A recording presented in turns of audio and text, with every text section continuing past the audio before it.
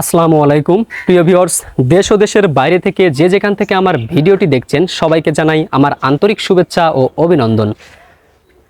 সামনে কোরবানি ঈদকে কেন্দ্র করে যে সকল প্রান্তিক খামারিরা ছোট বড় একটি দুটি করে ষাঁড় গরু লালন পালন করেছেন, আজকে আমি সেই গরুগুলো একটি একটি করে দেখানোর চেষ্টা করব।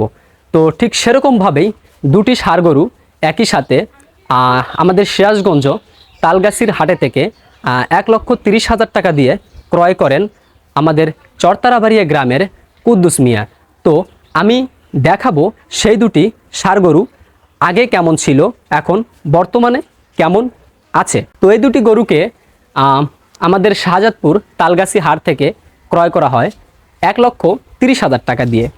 আপনারা দেখতে পাচ্ছেন এখন যে পর্যায়ে আছে, এর যে আগে 2 মাস আগে যখন এই গরুকে তালগাছি হাট থেকে প্রথম আনা হয় তখন কিন্তু এরকম ইষ্টপিষ্ট ছিল না, রোগাসোগা ছিল, হাড্ডি যেমন দূর থেকে হাড্ডি দেখা যেত। এখন কিন্তু আমাদের এই গরুটি ইষ্টপিষ্ট হয়ে গেছে।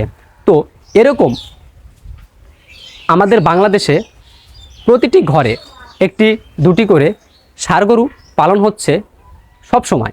তো চাইলে কিন্তু আপনারাও একটি দুটি করে ষাঁড় গরু আমাদের পরবর্তী ঈদকে কেন্দ্র করে আপনারা লালন পালন করতে পারেন, বা আপনারা প্রতি বছরই সবসময় কিন্তু ষাঁড় গরু লালন পালন করতে পারেন।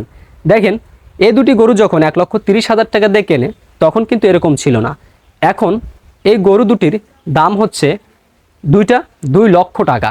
তাহলে 2 মাসে 2 লক্ষ টাকা, 1,30,000 টাকা দিয়ে ক্রয় করে এখন বর্তমানে 2 লক্ষ টাকা দাম হচ্ছে।